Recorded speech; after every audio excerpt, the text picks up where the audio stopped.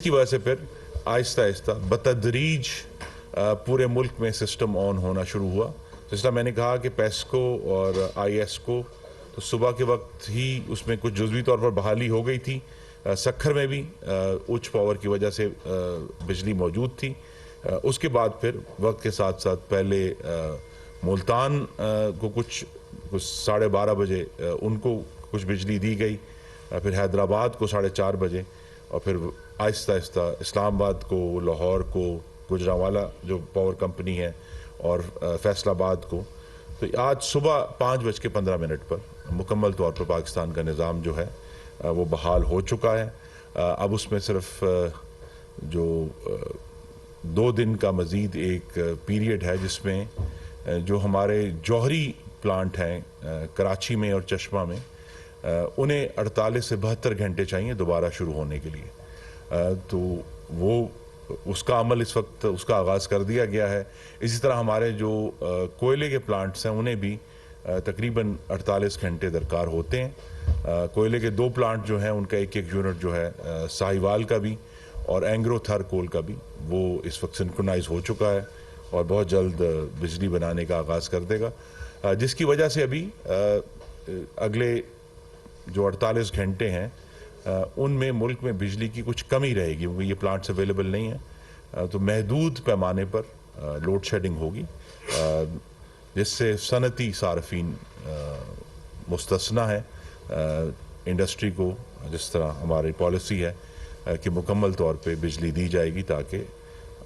पाकिस्तानियों का रोज़गार और कारोबार मुतासर ना हो। 2-3 इशूज़ थे जी जिसमें आपके सामने रखने हैं, इसका हिस्सा है ये। पहली बात यह है कि कल जो एक हमें डिस्टर्बेंस हुई सिस्टम में, उसकी वजह से जो हमारा तरसीली निज़ाम है पूरे मुल्क का, वो अल्लाह ताला के करम से महफूज है रहा है। उसमें किसी किस्म के किसी नुकसान की हमें इतला नहीं कि कहीं कोई आग लगी है या किसी धुंध की वजह से, कोई ऐसा इशू नहीं है। तो तरसीली निज़ाम मुकम्मल तौर पर महफूज है, और यही वजह थी कि हमें फिर जब एक दफ़ा हमारी सिंक्रोनाइजेशन हो गई तो उसमें कोई रुकावट नहीं आई और हमने बहाल कर लिया। दूसरा जो अफवाहें उड़ी, वो भी मैं वाज़े तौर पर उसकी तरदीद करना चाहता हूँ कि हमारे पास बिजली के कारखानों को चलाने के लिए वाफर ईंधन मौजूद था और है। इस पर खबर उड़ी कि ये डीज़ल नहीं है, फर्नेस ऑयल नहीं है, वो सब मौजूद है और उन्हीं को इस्तेमाल करके हमने ये जो बहाली है ये हासिल की है। तो लिहाजा ये बड़ी वाज़े होना चाहिए कि मुल्क में ईंधन की कोई कमी अल्लाह ताला के करम से नहीं है और वाफर मौजूद है जिस तरह हमें ज़रूरत है। लेकिन उसके साथ ही एक बात जुड़ी हुई है कि हमें सार्फिन के बिजली के बिलों का भी ख्याल है। तो लिहाजा उसको कम से कम रखने के लिए, फ्यूल प्राइस एडजस्टमेंट को कम से कम रखने के लिए हम ये जो महंगे प्लांट हैं इनको कम से कम चलाते हैं। और ख़ास तौर पे ये भी आपके नॉलेज में होना चाहिए कि जनवरी की जो रात का वक्त है, पूरे साल के दौरान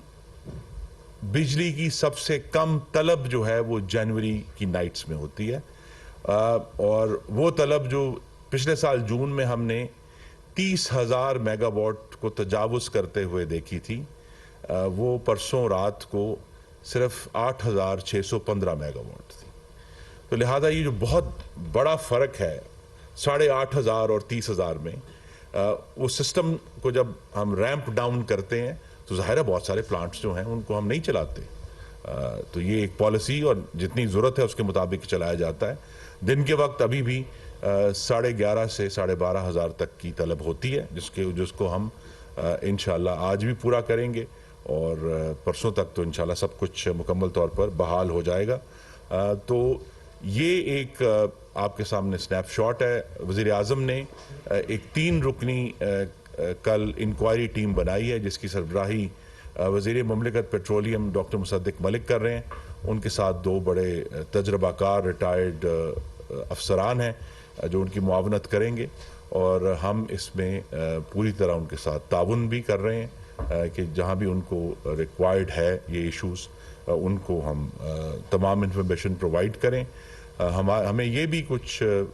ایک خدشہ ہے جس کو ہم نے ابھی رول آؤٹ کرنا ہے اپنی تفتیش کے ذریعے کہ کیا کہیں ہمارے سسٹم میں کوئی بیرونی مداخلت تو نہیں ہوئی انٹرنیٹ کمپیوٹر کے ذریعے، جو ہیکنگ جس کو کہا جاتا ہے، اس کو بھی اگرچہ اس کی جو پاسبلٹی ہے، اس کے جو ممکنات ہیں وہ کم ہیں بہت، لیکن بہرحال چونکہ پچھلے دنوں میں ایسے کچھ واقعات ہوئے ہیں جن کی وجہ سے ہمیں اس پاسبلٹی کو بھی رول آؤٹ کرنا ہے۔ مینلی ایک ٹیکنیکل ایشو تھا جس کی وجہ سے پورے ملک میں ایک وسیع بریک ڈاؤن ہوا، اب اس کو بحال کر دیا گیا ہے اور آنے والے چند گھنٹوں میں ہم دیکھیں گے کہ وہ مکمل طور پر اس کی بحالی ہو جائے گی۔ یہ جو کل کا بریک ڈاؤن ہے اور اس سے پہلے کی بھی ہمیں بہت سارے جو معاملات ہیں ان کا براہ راست تعلق ہے کہ 2018 سے 22 کے دوران ملک کا جو پاور کا نظام ہے، جنریشن کا بھی اور ترسیل کا بھی، اس ترقی دشمن اور سی پیک دشمن حکومت کی وجہ سے اس میں ان سسٹمز میں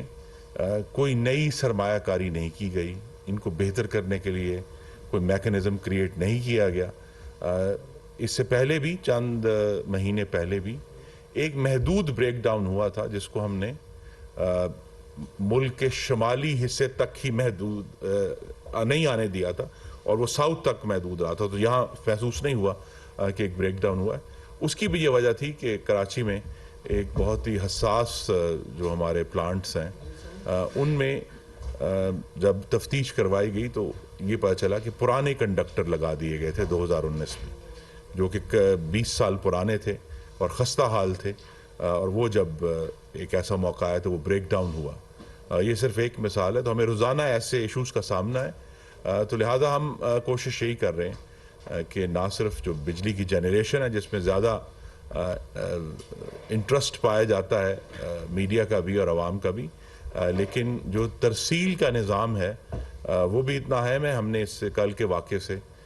بہت سبق بھی سیکھے ہیں، جو کہ آج کچھ وقت کے بعد میں وزیر اعظم کو براہ راست رپورٹ کروں گا، لیکن اللہ تعالیٰ کا بہت کرم ہے کہ اب بجلی کا نظام مکمل طور پر بحال ہے اور اس کی ہم نگرانی کر رہے ہیں اور اس بات کو یقینی بنا رہے ہیں کہ ایسا واقعہ انشاءاللہ اب دوبارہ نہ ہو، اور وہ جو انویسٹمنٹس ہمیں کرنی ہیں نہ صرف لائنیں بچھانے میں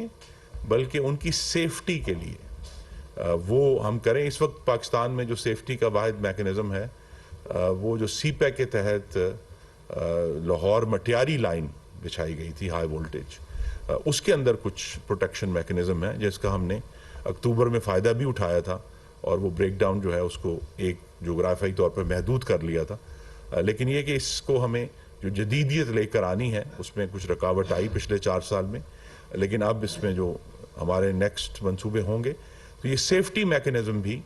اس بات کو یقینی بنانے کی کہ اگر ایسی کوئی خرابی پیدا بھی ہوتی ہے نظام میں تو اس کو وہیں محدود کر لیا جائے، اس کو انسولیٹ کر کے آپ وہیں روک لیں تاکہ یہ آگے تک نہ آئے۔ تو ہم اس پر بھی کوشاں ہیں اور اللہ تعالیٰ کے کرم سے تمام